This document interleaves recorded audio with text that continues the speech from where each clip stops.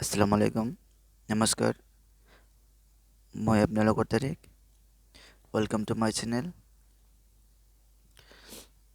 আজি মই ক্লাছ 10ৰ বিজ্ঞান বিষয়ৰ প্ৰথম অধ্যায় ৰাসায়নিক বিক্ৰিয়াৰ সমীকৰণ এই চেপ্টাৰটো পুংখানুপুংখভাৱে আলোচনা কৰিব বিচাৰিছোঁ তো ভিডিঅ' আৰম্ভ কৰাৰ আগতে এটা ৰিকুৱেষ্ট কৰিব বিচাৰোঁ যে যদি এতিয়ালৈকে আপোনালোকে মোৰ চেনেলটো ছাবস্ক্ৰাইব কৰা নাই প্লিজ ছাবস্ক্ৰাইব কৰি দিব আৰু বেল বাটনটো প্ৰেছ কৰি দিয়ক যাতে মই যেতিয়া ভিডিঅ' আপলোড দিওঁ লগে লগে আপোনালোকৰ ওচৰত যায় তো চেপ্টাৰটো আছে ৰাসায়নিক বিক্ৰিয়াৰ সমীকৰণ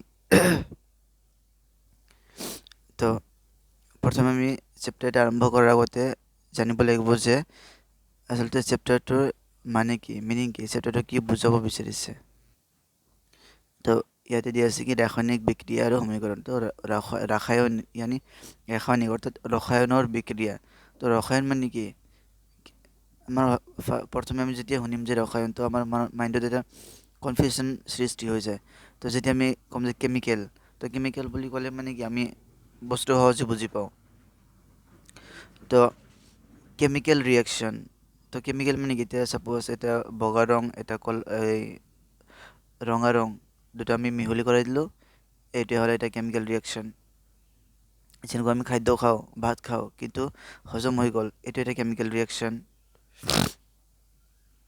গাখীৰ ফাটি যোৱা এইটো এটা কেমিকেল ৰিয়েকশ্যন কাঠ আছে আমি পুৰিলোঁ তো ছাই হ'ল এইটো এটা কেমিকেল ৰিয়েকশ্যন এইবোৰে হ'ল কেমিকেল যেনেকুৱা এচিড কেমিকেল বেছ কেমিকেল এচিড বেছ আমি মিহলি কৰি দিলোঁ ৰিয়েকশ্যন কৰাই দিলোঁ এইটো এটা কেমিকেল ৰিয়েকশ্যন অৰ্থাৎ ৰিয়েকশ্যন কেমিকেল মানে হ'ল যিকোনো বস্তু জাষ্ট যেনেকুৱা মই ক'লোঁ অক্সিজেন হ'ব পাৰে কাৰ্বন ডাই অক্সাইড হ'ব পাৰে এচিড হ'ব পাৰে বেছ হ'ব পাৰে ভাত হ'ব পাৰে কাঠ হ'ব পাৰে যিকোনো বস্তু হ'ল এইবোৰ হ'ল কেমিকেল আৰু ৰিয়েকশ্যন মানে কি দুটা বস্তু মিহলি কৰাই দিয়া বা মিক্স কৰাই দিয়া এইটো হ'ল ৰিয়েকশ্যন এতিয়া চেপ্টাৰটোত মানে কিছুমান ঘটনা কৈছে যেনেকুৱা গ্ৰীষ্মকালত উঠা উষ্ণতাত গাখীৰ থোৱা এতিয়া গৰমৰ দিনত যদি আমি গাখীৰ থৈ দিওঁ ৰুমত তেতিয়া কি হ'ব গাখীৰ নিশ্চয় ফাটি যায় বা গোন্ধ ওলায় এই ফাটি যায় যে এইটো হ'ল এটা কি কেমিকেল ৰিয়েকশ্যন এতিয়া লত টাৱা বা কেৰাহী এখন বা গজাল এটা সেমেকা বায়ুত থ'লে কি হ'ব আল্টিমেটলি যদি আমি লৰ কিবা এটা বস্তু বাহিৰত থৈ দিওঁ সেমেকা টাইপত ভিজা টাইপত মাটিত তো কি হ'ব আল্টিমেটলি মামৰ ধৰিব আঙুৰৰ কৃপণ দিয়া হ'ল খাদ্যবস্তু ৰন্ধন কৰা হ'ল আমাৰ শৰীৰত খাদ্যবস্তু হজম হয় আমি উশাহ লওঁ অৰ্থাৎ কি এইবোৰ হ'ল কি কেমিকেল ৰিয়েকশ্যন এতিয়া আমি উশাহ লওঁতে এইটো কেমিকেল ৰিয়েকশ্যন কেনেকৈ হ'ব এতিয়া চাওক যেতিয়া আমি উশাহ লওঁ তেতিয়া আমাৰ তেজত থকা হিমগ্ল'বিনে হাঁওফাওত আহি হাঁওফাওৰ পৰা অক্সিজেন লয় অৰ্থাৎ হিমগ্ল'বিন আৰু অক্সিজেন মিলি হিমগ্ল'বিন হয় আৰু সেই হিমগ্ল'বিন যাই কোষত যায় অক্সিজেন এৰি দিয়ে আৰু কাৰ্বন ডাই অক্সাইড হিমগ্ল'বিনে লৈ লয় আৰু কাৰ্বন ডাই অক্সাইড হিমগ্ল'বিন লগ লাগি কাৰ্বক্সি হিমগ্ল'বিন হয় তো আকৌ আহি হাঁওফাওত এৰি দিয়ে কাৰ্বন ডাই অক্সাইড তো এই যে কাৰ্বক্সি হিমগ্ল'বিন অক্সি হিমগ্ল'বিন এইবোৰ যে হ'ল এইটো হ'ল কি এটা কেমিকেল ৰিয়েকশ্যন তো কি হৈছে ওপৰৰ সকলো অৱস্থাতে প্ৰাৰম্ভিক বস্তুবোৰৰ আকৃতি আৰু স্বকীয়তা কিছু সলনি হয় এটা কেমিকেল ৰিয়েকশ্যন হ'লে আকৃতি হওক বা স্বকীয়তা হওক বা নিজস্ব যদি গুণ থাকে সেইটো কিছু না কিছু পৰিৱৰ্তন হয় পদাৰ্থৰ ভৌতিক আৰু ৰাসায়নিক পৰিৱৰ্তনৰ বিষয়ে আমি ইতিমধ্যে আগৰ শ্ৰেণীত শিকি আছোঁ এতিয়া পদাৰ্থৰ ভৌতিক মানে কি বাহিৰৰ পৰা যিটো মানে কেৰেক্টাৰ আমি দেখা পাওঁ যেনেকুৱা ভাল থাকে মামৰ ধৰে তো যিটো বাহিৰৰ ফিজিকেল থাকে চৰিত্ৰ সেইটো পৰিৱৰ্তন হৈ যায় কিছু তো আগৰ চেপ্টাৰ পঢ়ি আছে তো ইয়াতে কৈছে কি যে ৰাসায়নিক বিক্ৰিয়া কাক কয় যেতিয়া এটা ৰাসায়নিক পৰিৱৰ্তন ঘটে তেতিয়া আমি এটা ৰাসায়নিক বিক্ৰিয়া ঘটা বুলি ক'ব পাৰোঁ অৰ্থাৎ কি যেতিয়া বস্তু এটাৰ মানে কি ৰসায়নৰ পৰিৱৰ্তন ঘটে অৰ্থাৎ বস্তু এটাৰ ভিতৰত থকা পদাৰ্থৰ যদি পৰিৱৰ্তন হয় যেনেকুৱা অৰ্থাৎ পদাৰ্থ মানে কি মৌলৰ যেনেকুৱা মামৰ ধৰে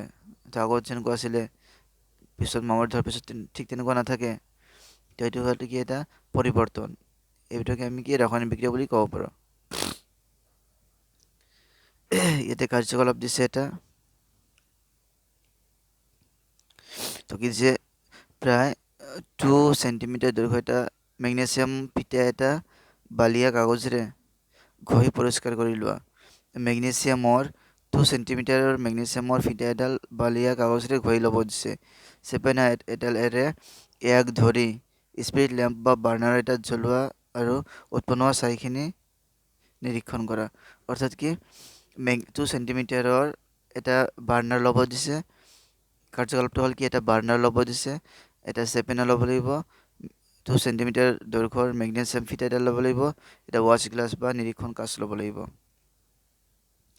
তো এইটো লোৱাৰ পিছত কি মেগনেছিয়ামৰ ফিটাডাল চেপেনাৰে ধৰি বাৰ্ণাৰত জ্বলাই দিলে আমি কি পাম? ছাই পাম। এই ছাইৰ কালাৰ কি হ'ব? বগা বগা হ'ব। অৰ্থাৎ কি মেগনেছিয়ামৰ পৰা মেগনেছিয়াম অক্সাইড উৎপন্ন হ'ব। এই ছাইখিনি হ'ল মেগনেছিয়াম অক্সাইড।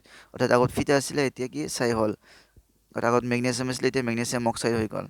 এইটো কি এটা ৰাসায়নিক বিক্ৰিয়া হ'ল আৰু এইটোৱে হ'ল এটা পৰিৱৰ্তন হৈছে। আগত কি আছিলে? ফিটা আছিলে, অক্সিজেন মেগনেছিয়াম আছিলে, পিছত মেগনেছিয়াম অক্সাইড হ'ল। অৰ্থাৎ কি এটা এটা পৰিৱৰ্তন ঘটিল। তো গতিকে এতিয়া হ'ল এটা কি ৰাসায়নিক বিক্ৰিয়া।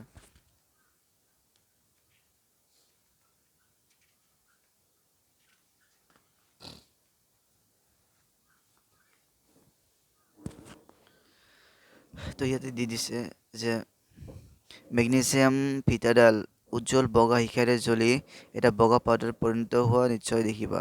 পাউডাৰখিনি হ'ল মেগনেছিয়াম অক্সাইড। বায়ুৰ অক্সিজেন আৰু মেগনেছিয়ামৰ মাজত হোৱা বিক্ৰিয়াৰ ফলত ই গঠন হৈছে। তো ইয়াতে কি হৈছে যে ওপৰৰ কাৰ্যকলাপৰ পৰা আমি শিকিব পাৰোঁ যে তাৰ পৰ্যবেক্ষণবোৰ যিকোনো এটা ৰাসায়নিক বিক্ৰিয়া ঘটিছে নে নাই সেইটো নিৰ্ণয় কৰাত আমাক সহায় কৰে। এতিয়া কিবা এটা ৰাসায়নিক বিক্ৰিয়া ঘটিছে নে নাই সেইটো আমি কেনেকৈ লক্ষ্য কৰিম? তো ফাৰ্ষ্ট কি প্ৰথম যদি অৱস্থাৰ পৰিৱৰ্তন হয় সেইটো এটা ৰাসায়নিক বিক্ৰিয়া হ'ব। যদি ৰঙৰ পৰিৱৰ্তন হয় তেতিয়াহ'লে ৰাসায়নিক বিক্ৰিয়া ঘটিছে বুলি ক'ব পাৰোঁ। যদি গেছৰ উৎপত্তি হৈছে তেতিয়া ৰাসায়নিক বিক্ৰিয়া ঘটিছে বুলি ক'ব পাৰোঁ। যে উষ্ণতাৰ পৰিৱৰ্তন ঘটিছে তেতিয়াও ৰাসায়নিক বিক্ৰিয়া হৈছে বুলি ক'ব পাৰি। আমাৰ চাৰিওকাষৰ পৰিৱৰ্তনবোৰ মন কৰিলে আমি দেখা পাম যে আমাৰ চাৰিওকাষে বিভিন্ন প্ৰকাৰৰ ৰাসায়নিক বিক্ৰিয়া ঘটি আছে। এই অধ্যায়ত আমি বিভিন্ন প্ৰকাৰৰ ৰাসায়নিক বিক্ৰিয়া আৰু বিক্ৰিয়াসমূহক সাংকেতিক ৰূপত কিদৰে উপস্থাপন কৰিব পাৰি সেই বিষয়ে অধ্যয়ন কৰিম। অৰ্থাৎ কি এই চেপ্টাৰটো পঢ়াৰ আমাৰ মুখ্য উদ্দেশ্য হ'ল কি যে আমাৰ চাৰিওফালে যিবোৰ পৰিৱৰ্তন হৈ আছে, অৰ্থাৎ বিভিন্ন প্ৰকাৰৰ ৰাসায়নিক বিক্ৰিয়া হৈ আছে, এই বিষয়ে আমি অধ্যয়ন কৰিম আৰু এই ৰাসায়নিক বিক্ৰিয়াসমূহক সাংকেতিক ৰূপত কেনেকৈ লিখিব পাৰি সেই বিষয়ে আমি অধ্যয়ন কৰিম। তো প্ৰথমে কি দিছে? ৰাসায়নিক সমীকৰণ অৰ্থাৎ কেমিকেল ইকুৱেশ্যনছ।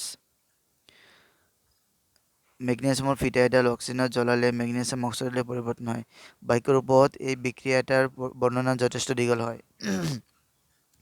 যিটো আমি কাৰ্যকলাপ ইতিমধ্যে পঢ়িলোঁ, এইটো যদি আমি বাক্য আকাৰত লিখোঁ তেতিয়াহ'লে কি হ'ব? এইটো বহুত দীঘল হৈ যাব। ইয়াক সংক্ষিপ্ত ৰূপতো লিখিব পাৰি। আৰু এইটো কৰাৰ সৰল উপায় হৈছে বিক্ৰিয়াটোক এটা শব্দ সমীকৰণ অৰ্থাৎ ৱৰ্ড ইকুৱেশ্যনৰ ৰূপত লিখাটো। অৰ্থাৎ আমি যিটো কাৰ্যকলাপ কৰিলোঁ সেইটো কাৰ্যকলাপ আমি বাক্যৰে লিখিব যাওঁ তেতিয়াহ'লে কি বহুত ডাঙৰ হৈ যাব। তো আমি ইয়াক সাংকেতিক স্মল বা সৰু কৰি লিখিব পাৰোঁ। এটা লাইনটো লিখিব পাৰোঁ আৰু এইটো কি সাংকেতিক ৰূপত লিখিব পাৰোঁ। যেনেকুৱা magnesium plus oxygen equal to magnesium oxide. অৰ্থাৎ মেগনেছিয়াম আৰু অক্সিজেন বিক্ৰিয়া হৈছে, অৰ্থাৎ এই দুটাক বিক্ৰিয়াজাত পদাৰ্থ বুলি কোৱা হয়। আৰু মেগনেছিয়াম অক্সাইড এই দুটা বিক্ৰিয়া কৰি লগ লাগি মেগনেছিয়াম অক্সাইড উৎপন্ন হৈছে, অৰ্থাৎ এইটো বিক্ৰিয়াজাত পদাৰ্থ। গতিকে এতিয়া আমি এটা বস্তু মনত ৰাখিব লাগিব, এইটোৱে ইম্পৰ্টেণ্ট হ'ল যে বিক্ৰিয়ক আৰু বিক্ৰিয়াজাত পদাৰ্থ কাক কয়? এতিয়া মেগনেছিয়াম আৰু অক্সিজেন এই দুটা বস্তু লগ লাগিছে, অৰ্থাৎ বিক্ৰিয়া হৈছে। বিক্ৰিয়া ঘটি মেগনেছিয়াম অক্সাইড উৎপন্ন হৈছে। যিটো বস্তু আমি শেষত পাওঁ সেইটো কি বিক্ৰিয়াজাত পদাৰ্থ অৰ্থাৎ প্ৰডাক্ট। তো সাধাৰণভাৱে বুজিব হ'লে ইয়াতে এক্সাম্পল দিছে কি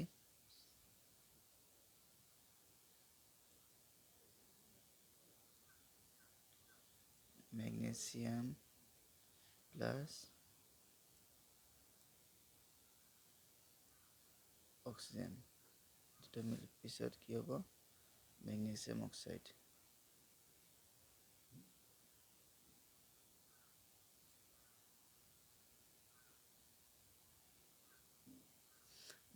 অক্সাইড অৰ্থাৎ এইটো আৰু এই দুটা এইটো আৰু এইটো বিক্ৰিয়া ঘটিছে তো এই দুটা মিলে কি হ'ব বিক্রিয়ক এই দুটা হল বিক্রিয়ক অর্থাৎ রিঅ্যাক্ট্যান্টস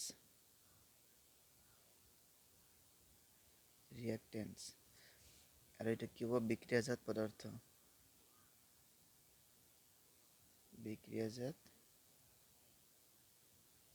পদার্থ অর্থাৎ কি প্রোডাক্ট তেনেকুৱা উদাহৰণ আছে যেনেকুৱা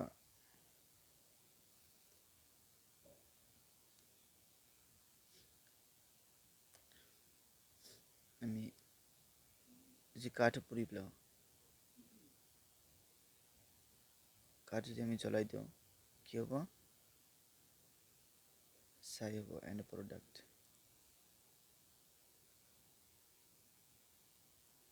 পুৰিলোঁ তো কি হ'ব ছাই হ'ব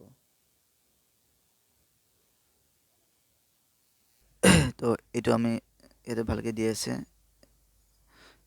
যে বিক্রিয়ক আর বিক্রিয়াজাত পদার্থ কাক কয় রাসায়নিক পরিবর্তন ঘটা ম্যাগনেসিয়াম আর অক্সিজেনক বিক্রিয়ক আর বিক্রিয়াটোত গঠন হোৱা নতুন পদাৰ্থ ম্যাগনেসিয়াম অক্সাইড বিক্ৰিয়াজাত পদাৰ্থ বুলি কোৱা হয় অৰ্থাৎ যি দুটা পদাৰ্থ মিলি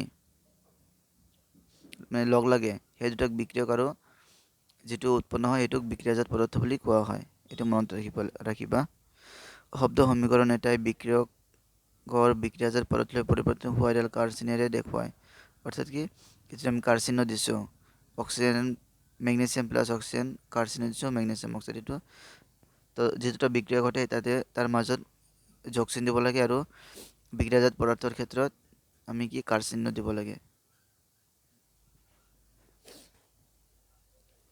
বিক্ৰিয়ক আৰু বিক্ৰিয়াজাত পদাৰ্থৰ মাজত এই কাৰ্সিনটো থাকে কাৰ্সিনৰ বাওঁফালে বিক্ৰিয়কবোৰ থাকে দিয়া আছে কাৰ্সিনৰ বাওঁফালে বিক্ৰিয়কবোৰ থাকে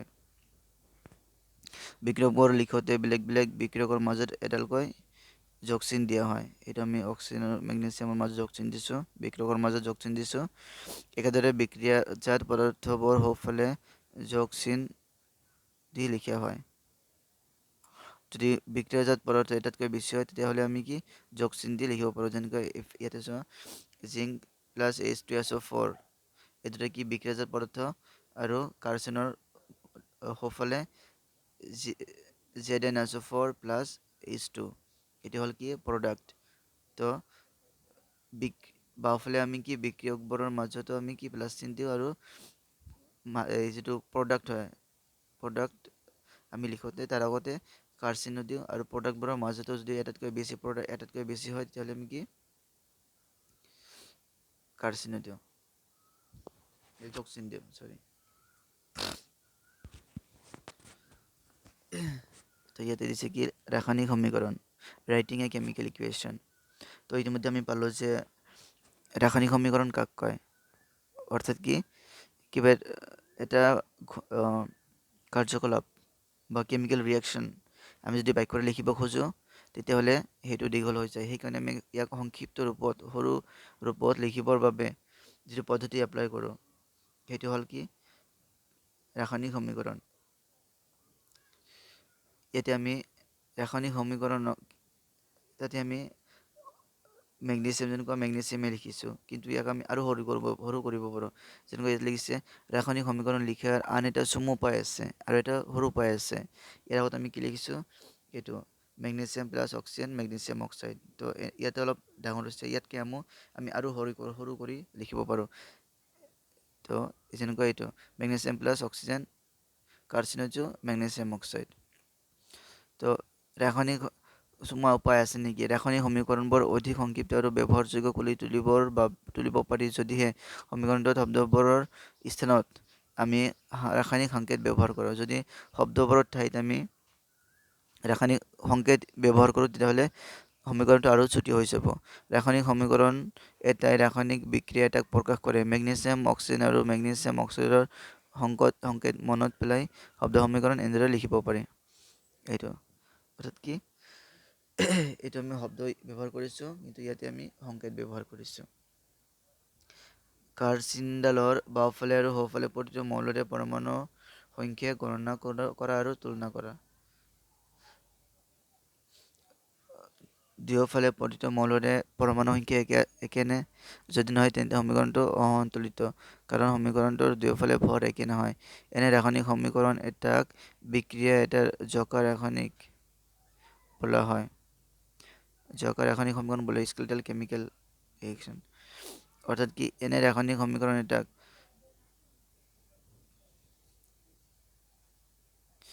যদি জোকা ৰাসায়নিক সমীকৰণ কাক কয়? যদি ৰাসায়নিক বিক্ৰিয়া এটাৰ কাৰ্চিনৰ দুয়োফালে সোঁফালে আৰু বাওঁফালে যদি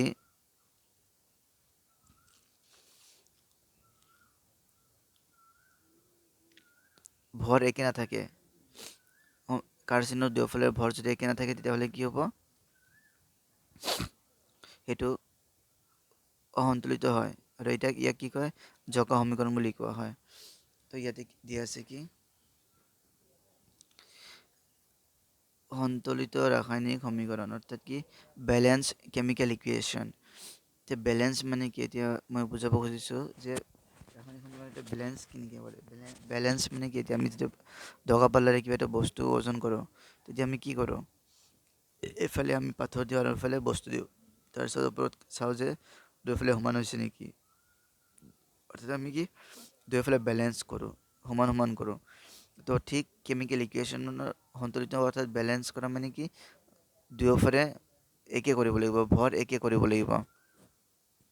তো ইয়াত দিছে কি নৱম শ্ৰেণীত পঢ়া ভৰৰ নিৰ্ণয়তা সূত্ৰ অৰ্থাৎ law of conservation of mass তোলৈ মনত পেলোৱা। ক্লাছ 9ত পাইছা যে ভৰৰ নিৰ্ণয়তা সূত্ৰ কি? এই সূত্ৰৰ মতে কি ৰাসায়নিক বিক্ৰিয়া এটাত ভৰৰ সৃষ্টি বা বিনাশ হ'ব নোৱাৰে। যেতিয়া ৰাসায়নিক বিক্ৰিয়া এটা ঘটে তাতে ভৰৰ সৃষ্টি নহয় বা বিনাশো নহয়। অৰ্থাৎ ৰাসায়নিক বিক্ৰিয়া এটাত বিক্ৰিয়াজাত পদাৰ্থৰ মৌলবোৰৰ মুঠ ভৰ বিক্ৰিয়কৰ মুঠ ভৰৰ সমান হ'ব লাগিব। অৰ্থাৎ কি বিক্ৰিয়ক অৰ্থাৎ কি কাৰ্সিনৰ বাওঁফালে যিবোৰ থাকে তাৰ মুঠ ভৰ কাৰ্চিনৰ সোঁফালে থকা পদাৰ্থবোৰৰ মুঠ ভৰৰ সমান হ'ব লাগিব। এটা হ'ল কি ভৰৰ নিৰ্ণয়তা সূত্ৰ। তো মনত ৰাখিবা, এটা কুৱেশ্যন আহিব পাৰে যে ভৰৰ নিৰ্ণয়তা সূত্ৰ কি? তো লিখিবা যে এই সূত্ৰ মতে ৰাসায়নিক বিক্ৰিয়া এটাত ভৰৰ সৃষ্টি বা বিনাশ হ'ব নোৱাৰে। অৰ্থাৎ ৰাসায়নিক বিক্ৰিয়া এটাত বিক্ৰিয়াজাত পদাৰ্থৰ মৌলবোৰৰ মুঠ ভৰ বিক্ৰিয়কৰ মৌলবোৰৰ মুঠ ভৰৰ সমান হ'ব লাগিব। আন ধৰণেৰে ক'বলৈ গ'লে ৰাসায়নিক বিক্ৰিয়া এটাত আগত আৰু পাছত প্ৰতিটো মৌলৰে পৰমাণুৰ সংখ্যা একে হ'ব লাগিব। সেইবাবে আমি জোকা সমীকৰণক ৰাসায়নিক সমীকৰণ এটাক সমতুল কৰাৰ প্ৰয়োজন। অৰ্থাৎ কি য'ত কোনো বেলেঞ্চ নাথাকে, জোকা সমীকৰণ ইতিমধ্যে কৈছোঁ মই, য'ত মানে কি সমীকৰণ এটা এনে থাকে তাত মানে কি কোনো বেলেঞ্চ কৰা নাথাকে, সেইটো হ'ল কি জোকা সমীকৰণ। তো ইয়াতে এটা সমীকৰণ দি দিছে যে ওপৰৰ শব্দ সমীকৰণটোক আমি zinc plus sulphuric acid equal to zinc sulphate plus hydrogen কাৰ্চিনো। এই সমীকৰণটোক এই যে সমীকৰণ জিংক প্লাছ সালফিউৰিক এচিড কাৰ্চিনো জিংক সালফেট প্লাছ হাইড্ৰজেন, এই সমীকৰণটো এটা জোকা সমীকৰণ। ইয়াক আমি সন্তুলিত কৰিব লাগিব, অৰ্থাৎ বেলেঞ্চ কৰিব লাগিব। তো বেলেঞ্চ কেনেকৈ কৰিম আমি?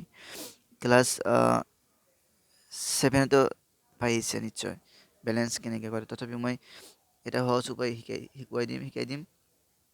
ইয়াতে দিয়া আছে যে কেনেকৈ বেলেঞ্চ কৰিব লাগিব, কিন্তু মই এটা ইজি মেথড শিকাই দিম।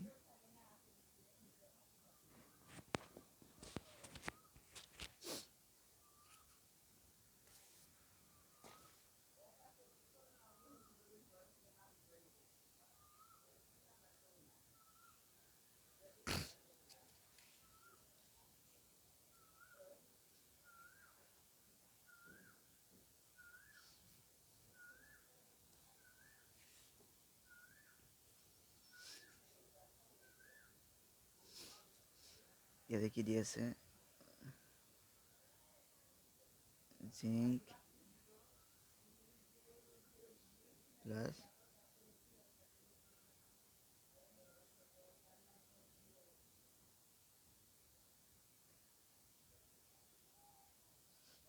H2 ইয়াতে নিশ্চয় চাইছে যে ইয়াতে বেলেঞ্চ কৰা নাই, সমীকৰণটোত কোনো বেলেঞ্চ কৰা নাই, কাৰণ কি ইয়াতে চোৱা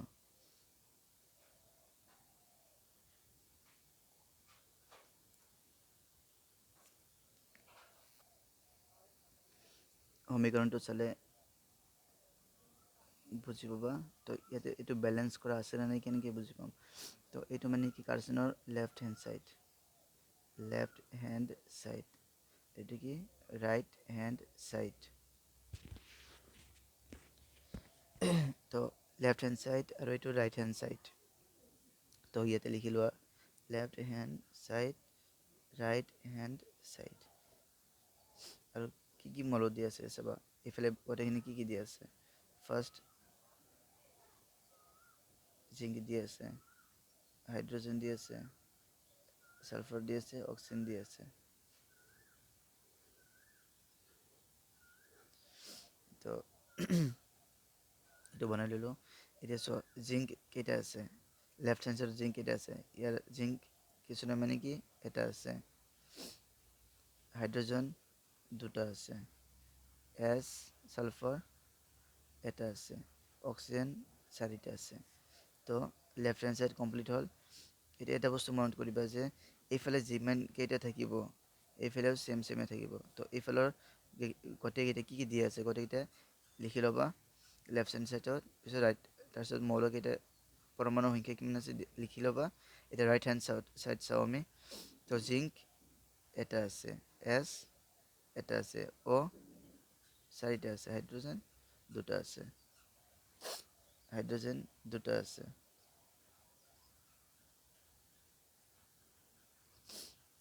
তো দেখিলোঁ যে জিংকৰ ইফালে এটা আছে, ইফালে এটা আছে, হাইড্ৰজেন ইফালে দুটা আছে, ইফালে দুটা আছে, সালফাৰ ইফালে দুটা আছে, এটা আছে, ইফালে এটা আছে, অক্সিজেন ইফালে চাৰিটা আছে, ইফালে চাৰিটা আছে। অৰ্থাৎ সমীকৰণটো এটা বেলেঞ্চ সমীকৰণ হয়, অৰ্থাৎ কি সন্তুলিত সমীকৰণ। কিন্তু আৰু এটা চাওঁ আমি, আৰু এটা সমীকৰণ চাওঁ।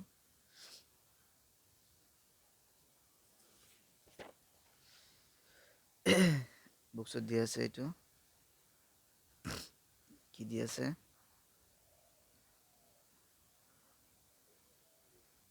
Fe plus H2O কার্সিনো Fe3O4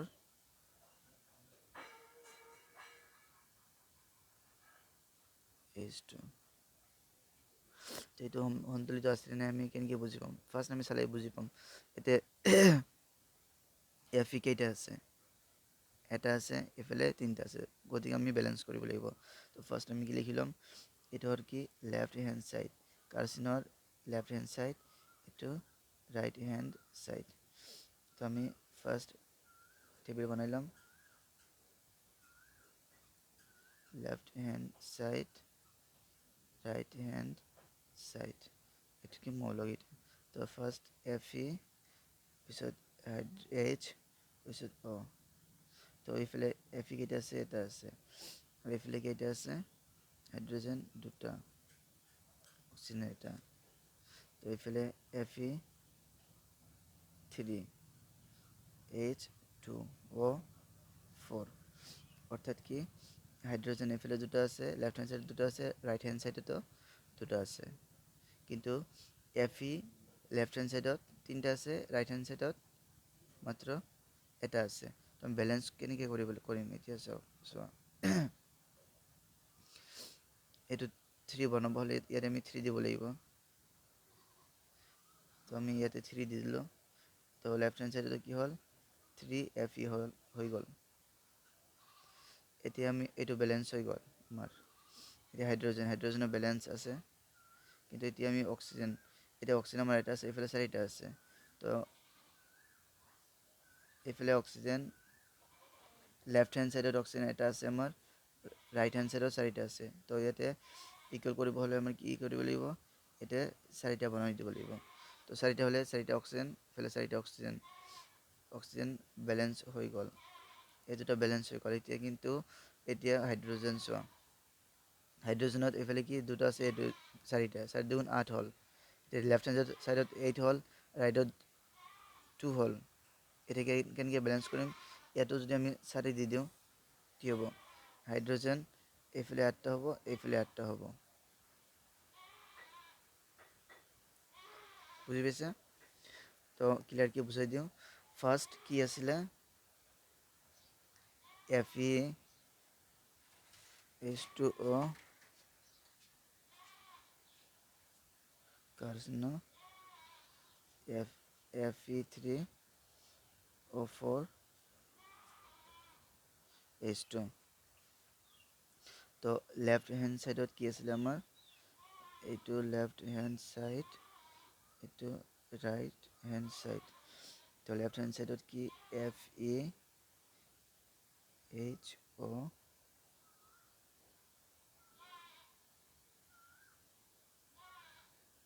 right hand side.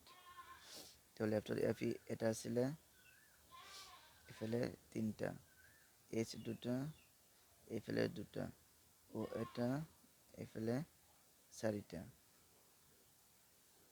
তো ফার্স্ট আমি কি Fe লেফট হ্যান্ড সাইডত Fe 3টা আছে, তো এইফালে 3টা কৰিব লাগিব। তো ইয়াতে আমি 3 দিম, তো এইটো কাটি গ'ল, এটা 3 হৈ গ'ল। তো বেলেঞ্চৰ এইটো হাইড্ৰজেন একে আছে। এতিয়া অক্সিজেন লেফট হ্যান্ড সাইডত 4টা আছে, ৰাইট হ্যান্ড সাইডত 4টা আছে আৰু লেফট হ্যান্ড সাইডত এটা আছে। তো 4টা কৰিব হ'লে কি হ'ব, এতিয়া আমি 4 দিব লাগিব। তো 4 দিলে এইটো হৈ গ'ল, অক্সিজেন বেলেঞ্চ হৈ গ'ল। এতিয়া হাইড্ৰজেন 4টা দিয়াৰ পিছত কি হ'ল, এতিয়া 4 2 8, লেফট হ্যান্ড সাইডত 8 হ'ল। এতিয়া রাইট হ্যান্ড সাইডত 2 থাকিল। এটা বেলেঞ্চ কৰিব হ'লে কি, ইয়াতে আমি 4 দিব লাগিব। তো এইটো কেনচেল, এইটো 8 হৈ গ'ল। তো গতিকে নিশ্চয় শিকিছে যে ৰাসায়নিক সমীকৰণ কেনেকৈ বেলেঞ্চ কৰিব লাগে। গতিকে আমি শিকিলোঁ যে ৰাসায়নিক সমীকৰণ কাক কয়, ৰাসায়নিক সমীকৰণ কেনেকৈ লিখিব পাৰোঁ, আৰু ৰাসায়নিক সমীকৰণ কেনেকৈ বেলেঞ্চ কৰিব লাগে। তো এইফালে আৰু বহুকেইটা ইকুৱেশ্যন দিয়া আছে, সমীকৰণ দিয়া আছে, যিবোৰ বেলেঞ্চ কৰিব লাগে। তো মই বেলেগ এটা ভিডিঅ'ত এই চেপ্টাৰত যিমানকেইটা ৰাসায়নিক সমীকৰণ আছে গোটেইকেইটা মই বেলেঞ্চ কৰি দিম, সেইটো ভিডিঅ' চাই ল'বা। এতিয়া আছে যে ভৌতিক অৱস্থাৰ বাবে লিখন, writing symbols of physical state. কি দি আছে ইয়াতে, এই সমীকৰণটোৱে বিক্ৰিয়ক আৰু বিক্ৰিয়াজাত পদাৰ্থটোৰ ওপৰতে সমীকৰণ দি আছে, যেটা আমি ইতিমধ্যে ব্যালেন্স কৰিলো। বিক্ৰিয়ক আৰু বিক্ৰিয়াজাত পদাৰ্থবোৰৰ ভৌতিক অৱস্থাৰ বিষয়ে কি বুজায় কিবা বুজায়নে? এই সমীকৰণটোত সিহঁতৰ অৱস্থাৰ বিষয়ে কোনো তথ্য দিয়া হোৱা নাই। অৰ্থাৎ আমি যেটো ইতিমধ্যে সমীকৰণটো ব্যালেন্স কৰিলো, সেইটোত কি পদাৰ্থ সলিড নে লিকুইড নে গেছ, এইটো কোনো একো লিখা নাই। অৰ্থাৎ আমি সমীকৰণৰ পৰা বুজিব নোৱাৰি। গতিকে সমীকৰণ এটা চাই যদি আমি ক'ব পাৰোঁ যে এইটো মৌল বা এইটো পদাৰ্থ সলিড হয়, এইটো গেছ হয়, এইটো লিকুইড হয়, আৰু সেইটো ইয়াতে দিছে যে ৰাসায়নিক সমীকৰণ এটাক অধিক তথ্যপূৰ্ণ কৰিবলৈ বিক্ৰিয়ক আৰু বিক্ৰিয়াজাত পদাৰ্থবোৰৰ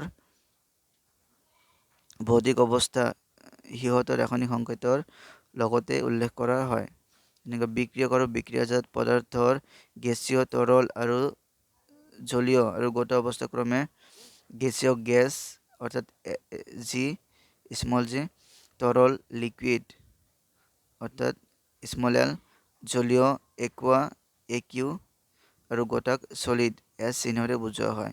বিক্ৰিয়ক আৰু বিক্ৰিয়াজাত পদাৰ্থৰ হৈ জলীয় দ্ৰৱক একিউ এই মতে সন্তুলিত চিহ্নেৰে বুজোৱা হয়। এতিয়া সমীকৰণটো দিছে যে Fe ইয়াতে এছ অৰ্থাৎ এইটো কি সলিড, H2O এইটো কি গেছ, সেইকাৰণে জি দিছে। এইফালে FeO3 এছ অৰ্থাৎ সলিড, এইফালে 4H2 গেছ, সেইকাৰণে জি দিয়া হৈছে। মন কৰা H2O সংকেতৰ চিহ্নৰ লগতে জি ব্যৱহাৰ কৰা হৈছে। এইটো এইভাবেই কৰা হৈছে যে এই বিক্ৰিয়াত পানীক জলীয় বাষ্প অৱস্থাত কৰা হৈছে। তো ইয়াতে আৰু এটা বস্তু দিয়া হৈছে যে কেতিয়াবা বিক্ৰিয়াৰ চৰ্তসমূহ যেনে উষ্ণতা, চাপ, অনুঘটক আদি সমীকৰণটোত কাৰ চিণ্ডালৰ ওপৰত বা তলত উল্লেখ কৰা হয়। এতিয়া কেতিয়াবা কি হয় যে বিক্ৰিয়াটো চৰ্তসমূহ যেনেকুৱা উষ্ণতা বা চাপ বা জলীয় বাষ্প এইবোৰ কি কাৰ চিনৰ ওপৰত বা তলত দিয়া হয়। যেনেকুৱা প্ৰথম সমীকৰণটোত দিয়া হৈছে যে 340 বায়ুমণ্ডলীয় চাপ, অৰ্থাৎ এই সমীকৰণৰ ওপৰত দিয়া হৈছে, এইটো চৰ্ত। তাৰ বিক্ৰিয়াটো 340 বায়ুমণ্ডলীয় চাপত কৰিব লাগিব। নেক্সট দিয়া আছে বিক্ৰিয়াটো কি সূৰ্যৰ ৰশ্মি, অৰ্থাৎ কি চৰ্তটো হ'ল কি বিক্ৰিয়াটো সূৰ্যৰ ৰশ্মিতহে কৰিব লাগিব। তো আমি পালোঁ যে ভৌতিক অৱস্থাৰ বিষয়ে কেনেকৈ সমীকৰণ এটাত ভৌতিক অৱস্থাৰ বিষয়ে কেনেকৈ লিখিব লাগে। ইয়াতে কেইটামান প্ৰশ্ন দিয়া আছে। তো এই প্ৰশ্নৰ যিমানকেইটা প্ৰশ্ন দিয়া আছে মই এটা বেলেগ ভিডিঅ'ত গোটেইখিনি সলভ কৰি দি দিম। তো ইয়াতে দিয়া আছে কি যে ৰাসায়নিক বিক্ৰিয়াৰ প্ৰকাৰ, অৰ্থাৎ types of chemical equation. Chemical equation বা ৰাসায়নিক বিক্ৰিয়া কেই প্ৰকাৰৰ হ'ব পাৰে বা কি হ'ব পাৰে। প্ৰথমে দিয়া আছে সংযোজন বিক্ৰিয়া, অৰ্থাৎ কম্বাইনেশ্যন ৰিয়েকশ্যন। তো ইয়াতে এটা ক্ৰিয়াকলাপ দিছে যে এটা বিক্ৰিয়াত অলপমান কেলছিয়াম অক্সাইড বা পটাছিয়াম লোৱা, ইয়াত লাহে লাহে পানী যোগ কৰা। চিত্ৰত দেখুওৱাৰ দৰে বিক্ৰিয়াটো চুই চোৱা, উষ্ণতা কিবা পৰিৱৰ্তন অনুভৱ কৰিছেনে। অৰ্থাৎ কি পটাছিয়াম আৰু এটা বিক্ৰিয়াত প্ৰথমে পটাছিয়াম ল'ব দিছে, তাৰপিছত কি তাতে লাহে লাহে পানী ঢালি দিব দিছে। তো উষ্ণতা কিবা পৰিৱৰ্তন হৈছে নেকি সেইটো চাব দিছে। কেলছিয়াম অক্সাইডে পানীৰ সৈতে তীব্ৰভাৱে বিক্ৰিয়া কৰি শিথিলিত চূণ কেলছিয়াম অক্সাইড উৎপন্ন কৰি প্ৰচুৰ তাপ উৎপন্ন কৰে। অৰ্থাৎ কি চূণত যেতিয়া পটাছিয়ামত আমি পানী দিম লাহে লাহে কি হ'ব বিক্ৰিয়াটোৰ উষ্ণতা লাহে লাহে বাঢ়ি যাব, অৰ্থাৎ প্ৰচণ্ড গৰম হৈ যাব। এই বিক্ৰিয়াটোত কেলছিয়াম অক্সাইড আৰু পানী সংযোজিত হৈ এটা মাত্ৰ বিক্ৰিয়াজাত পদাৰ্থ কেলছিয়াম অক্সাইড উৎপন্ন কৰিছে। এনেকুৱা এটা বিক্ৰিয়া য'ত দুই বা ততোধিক বিক্ৰিয়ক পদাৰ্থ লগ হৈ মাত্ৰ এটা বিক্ৰিয়াজাত পদাৰ্থ উৎপন্ন কৰে তাকে সংযোজন বিক্ৰিয়া বোলে।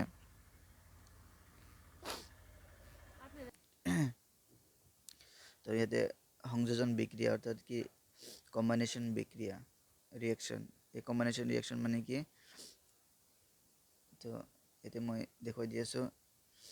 ফাৰ্ষ্ট পটাছিয়াম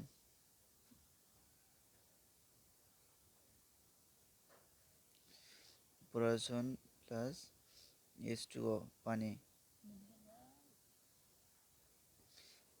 লগ হোৱাৰ পিছত কি হয় শিথিলিত চূণ।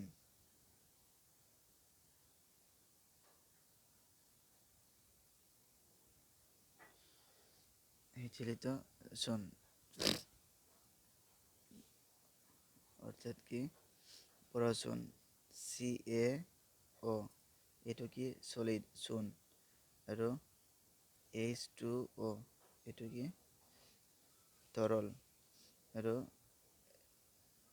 প্ৰডাক্ট কি হ'ব CaOH2 এইটো হ'ল কি একুয়া।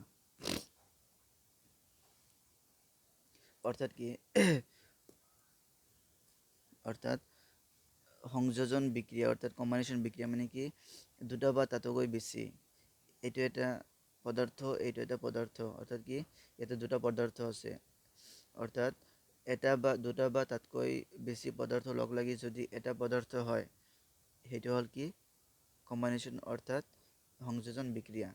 গতিকে এই দুটা লগ লাগি এটা হৈছে, এইটো হ'ল কি সংযোজন বিক্রিয়া।